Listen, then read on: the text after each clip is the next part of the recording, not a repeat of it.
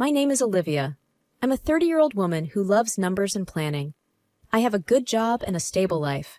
People always said I was good with numbers. This skill has helped me a lot in life. But everything changed when I met Michael. I first saw Michael at a party. I don't usually go to parties, but my friend Sarah convinced me.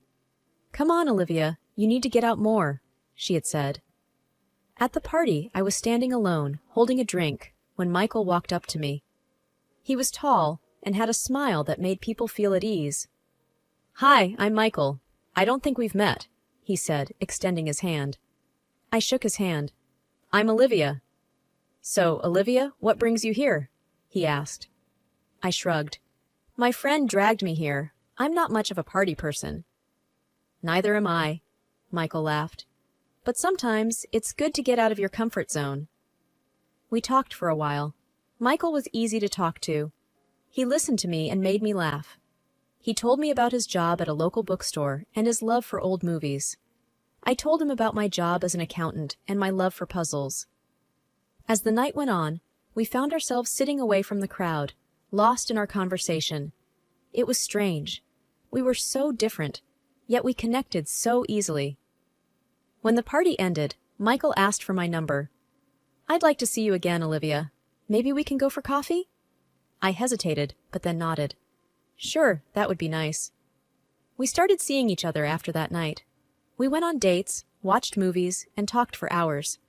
Michael was charming and kind. He made me feel special. But there was one thing that bothered me. Michael didn't plan much. He lived in the moment, which was the opposite of me. I love to plan everything. It made me feel in control. One day, I brought this up. "Michael, don't you think you should plan more? It's important to have a plan." Michael just smiled. "Olivia, I like the way I live. Planning is good, but sometimes you have to just go with the flow." I didn't understand it, but I liked him too much to argue. Months passed, and our relationship grew stronger. One evening, Michael took me to a quiet spot by the river. It was a beautiful night. The stars were out, and the air was fresh. "Olivia," Michael said, turning to me, "I love you. I know we're different, but I think that's what makes us special. Will you marry me?" I was shocked. Marriage was a big step. But looking into Michael's eyes, I saw sincerity and love. "Yes, Michael, I'll marry you," I said. And that's how my life took a turn. I, Olivia, the woman who loved numbers and planning, was going to marry Michael, the charming, easygoing man who lived in the moment. It was unexpected, but sometimes life is like that. It surprises you when you least expect it. When Michael and I decided to get married, I imagined a small wedding. Just close family and friends, a simple ceremony, and maybe a dinner afterward. But things didn't go as I had imagined. We met each other's parents to share the news. My parents liked Michael right away. "He's a simple, honest man," my dad said, shaking Michael's hand. Michael's parents, on the other hand, seemed relieved. "It's good you found someone serious," his mom, Margaret, said with a sigh. As we started planning the wedding, Michael and I sat down with our parents.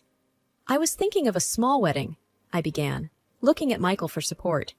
He nodded in agreement, but Margaret had other ideas. "Oh no, dear.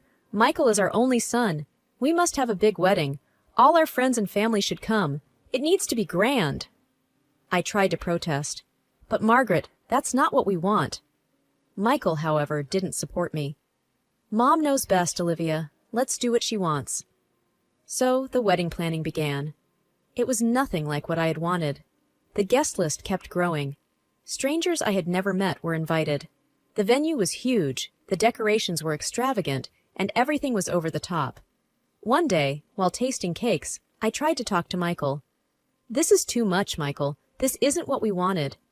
But Michael just shrugged. "It's just one day, Olivia. Let's make everyone happy." The wedding day arrived. I stood in a dressing room, wearing a dress that was too big and too fancy. Sarah was there, trying to cheer me up. "You look beautiful, Olivia." I forced a smile. "Thanks, Sarah. I just wish this was different." As I walked down the aisle, I saw so many faces, most of which I didn't recognize. The ceremony was a blur. I said, "I do," but my heart was heavy. The reception was even worse. Loud music, too many people, and Margaret hovering around, making sure everything was as she wanted. At one point, I stepped outside for some air. Michael found me. "Hey, are you okay?" he asked. I looked at him, feeling a mix of emotions. "This isn't what I wanted, Michael. This isn't us." Michael took my hand. "I know, Olivia, but it's just one day. We have our whole lives ahead of us." I wanted to believe him, but standing there, surrounded by a celebration that felt more like an ordeal, I couldn't help but wonder if I had made a mistake. I loved Michael, but our wedding, something that was supposed to be about us, had turned into something unrecognizable, and that worried me. The days after the wedding were supposed to be happy, but they weren't. Michael and I settled into our new life, but something had changed. And then, Margaret came into the picture in a way I hadn't expected. It was a Tuesday morning. I was getting ready for work when the doorbell rang. I opened the door to find Margaret standing there with a suitcase. "Margaret, what a surprise. Is everything okay?" I asked, confused. "Oh dear, I thought Michael told you. I'm staying with you for a while. My house is being renovated," she said, pushing past me. I was stunned. Michael hadn't mentioned anything. I called him at work. "Michael, why didn't you tell me your mom was staying with us?" "Oh, I forgot. It's just for a few weeks, Olivia. It's not a big deal," he said casually. But it was a big deal. Margaret didn't just stay with us. She took over our lives.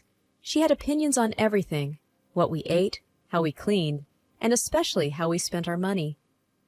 One evening, I came home to find Margaret sitting at the kitchen table with our bills spread out in front of her.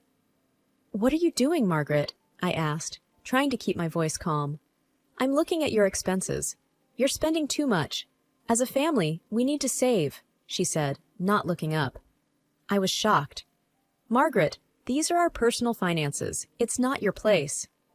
Margaret finally looked at me. "As your mother-in-law and an elder, it is my place. I'm just trying to help." I wanted to argue, but I knew it wouldn't help. I walked away, feeling frustrated and invaded. The situation got worse. Margaret criticized everything I did. One Saturday, I was making breakfast when she walked into the kitchen. "You're making pancakes? That's too many carbs. You should make something healthier," she said, frowning. I took a deep breath. "Margaret, I appreciate your concern, but I can make my own decisions about what I eat." She tutted. "I'm just saying, a wife should take care of her health." I felt my anger rising, but before I could say anything, Michael walked in. "What's going on?" he asked. "Your mother is telling me how to cook now," I said, my voice shaking with anger. Michael looked uncomfortable. "Mom, maybe you should let Olivia do her thing." Margaret rolled her eyes. "Fine, but don't blame me if things go wrong." That night, I tried to talk to Michael. "I can't live like this. Your mother is controlling everything." Michael sighed. "She's just trying to help, Olivia. She's old and set in her ways." "But this is our home, Michael. We should make our own decisions," I argued. Michael didn't say anything. He just went to bed, leaving me alone with my thoughts. I had reached my limit with Margaret's constant meddling and criticism, especially regarding our finances. It was time to take a stand. One evening, as we all sat in the living room, I decided to bring up the subject. "Margaret, I've been thinking," I began, trying to keep my tone neutral. "How about we do an experiment? For 1 month, let's keep separate budgets for our expenses. Then we can compare and see who's more efficient with money." Margaret raised an eyebrow. "An experiment? Interesting. You think you can manage better than me?" I nodded.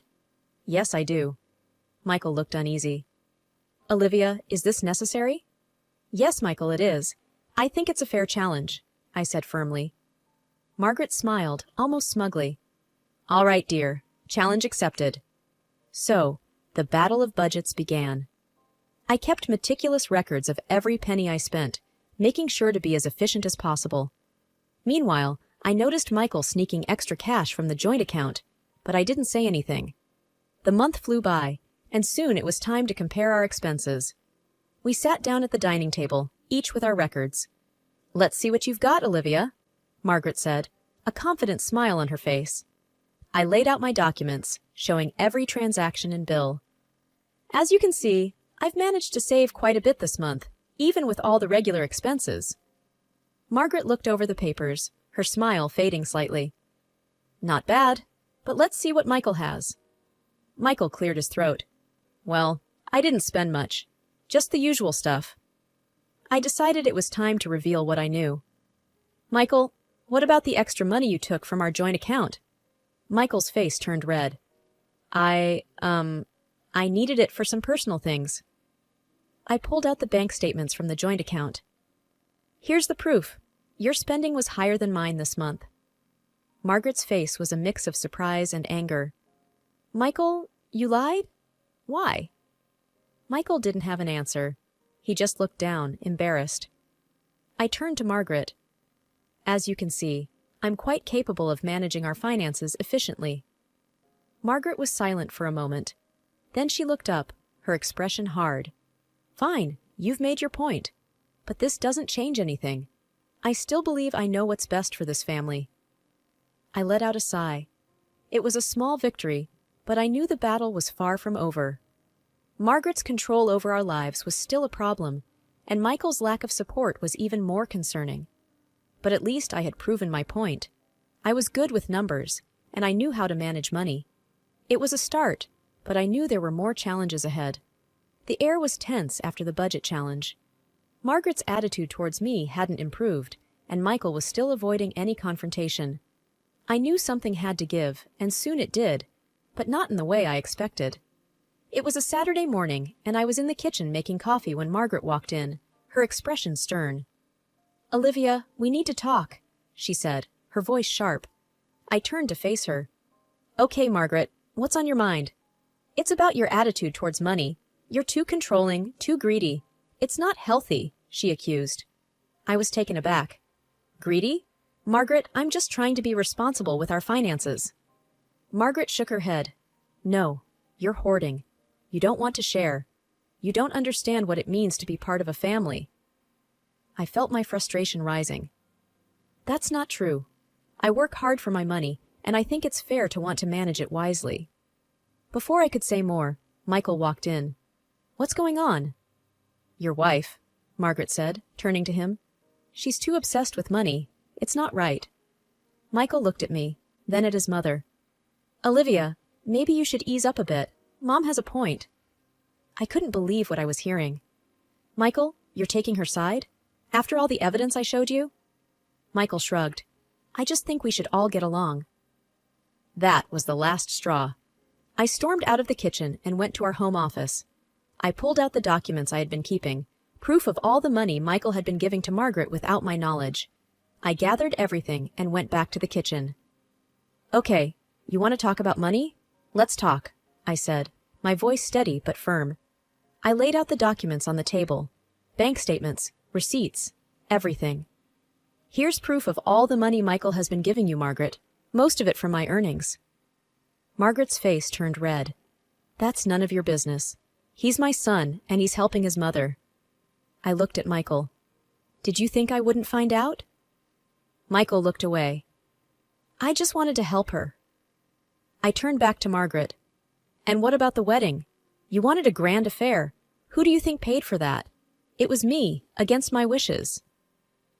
Margaret was silent, her mouth a tight line. I took a deep breath. I've had enough.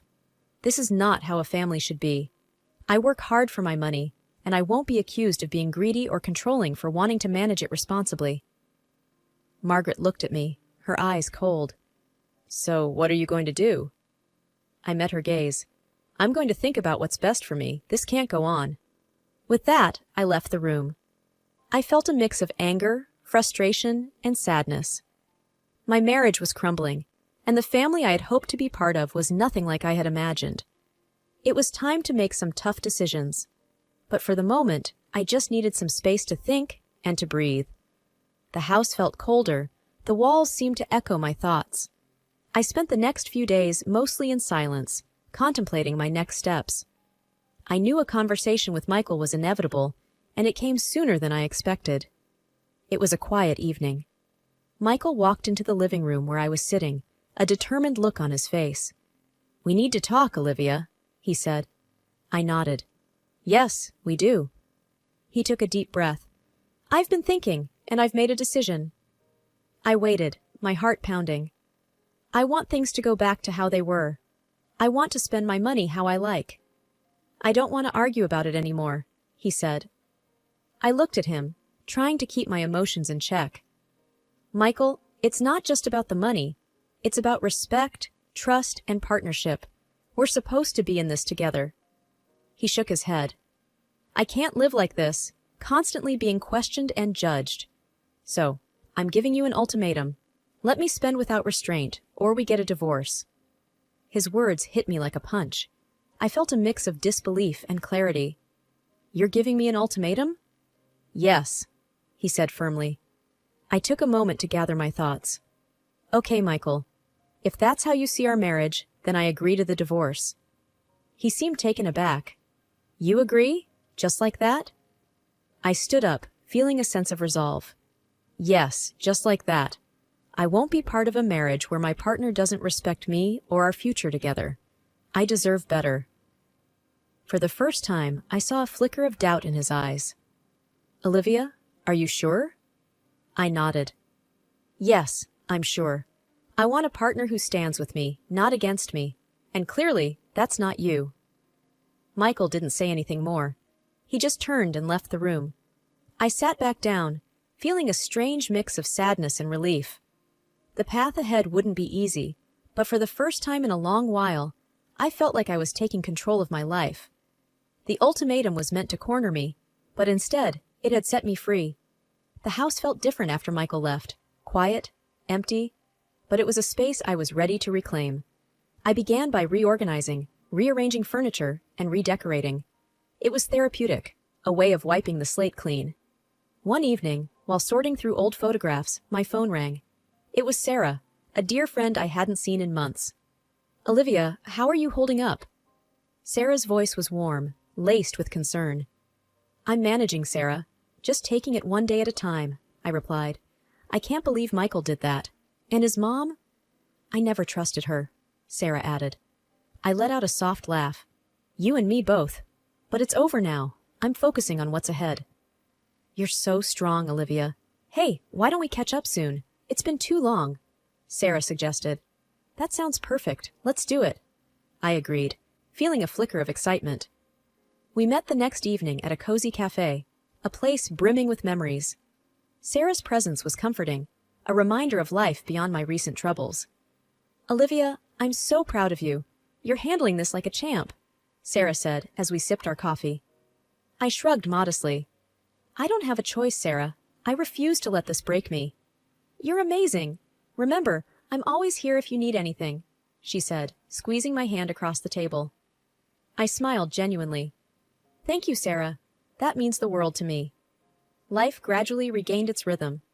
I reconnected with friends, found solace in quiet evenings with books, and poured myself into my work. I was rediscovering myself, piece by piece. Then one day, out of the blue, my phone rang. It was Michael. "Olivia, I want to apologize. Can we talk?" His voice was unsteady. I hesitated, but answered, "Go ahead, Michael." I was wrong, terribly wrong. Living with my mom, it's impossible. She's never satisfied, and I can't keep up with her demands. I don't have enough money. "I need to come back home, Olivia," he pleaded. I took a deep breath, steadying my voice. "Michael, I accepted your apology, but it changes nothing. We had our time, and it's over now. I've moved on." "Olivia, please, I cut him off. "No, Michael. This is my life, and I'm not going back to how things were. Take care of yourself." Hanging up, I felt a surge of empowerment. I had picked up the pieces of my shattered life, and I wasn't about to scatter them again. I was whole, on my own, and that was all I needed. Months had passed since the divorce finalized, and each day felt like a step forward. The journey hadn't been easy, but it was mine, and I cherished every bit of it. My life had taken a turn, but I was in control now, steering it in a direction that felt right. One afternoon, as I sat in my office crunching numbers, My phone buzzed. It was a text from my dad. "Hey Liv, how about dinner tonight? Just the two of us." I smiled and quickly typed a response. "Sounds great, Dad. See you tonight." Dinner with my dad was always special. He was the one who taught me to be strong, independent. We met at our favorite diner, a place that felt like home. As we settled into our booth, Dad looked at me with his kind eyes. "How are you holding up, kiddo?" "I'm good, Dad. Really, I am. It's been tough, but I'm finding my way," I answered honestly. He nodded. "You're strong, Olivia. Always have been. I'm proud of you." We talked about work, about life, about everything and nothing. It was comforting, familiar. Later that week, I was at the grocery store when I bumped into an old acquaintance, Emily. We had lost touch over the years, but seeing her felt like a pleasant surprise. "Olivia, it's been ages. How are you?" Emily greeted me with a warm smile. "Hey, Emily, I'm doing well, thanks. Life's been interesting," I replied with a chuckle. We chatted for a while, catching up on old times. Before parting ways, Emily said, "You seem different, Olivia. More at peace, I guess." I thought for a moment. I guess I am. It took a while, but I'm finally in a good place. The days turned into weeks, and weeks into months. I had reclaimed my life, my space. I indulged in hobbies I had long forgotten, spent time with friends, and found joy in the little things. One evening, as I sat on my porch, sipping tea and watching the sunset, my neighbor, Mrs. Thompson, walked by. She was an elderly lady, always kind and observant. "Good evening, Olivia. You seem happy these days," she remarked, leaning on her walking stick. I smiled at her. "Good evening, Mrs. Thompson. Yes, I am happy. It took some time, but I'm there." She nodded approvingly. "Good for you, dear. Happiness is something we all deserve." As she walked away, I sat there, soaking in the calm of the evening. The journey had been long, filled with ups and downs. But as I looked back, I realized that every step, every stumble, had led me here. I had lost a husband and a troublesome mother-in-law, but in return, I gained something far more precious, myself. I was complete, just as I was. A calculator in my head, and a heart resilient enough to start anew.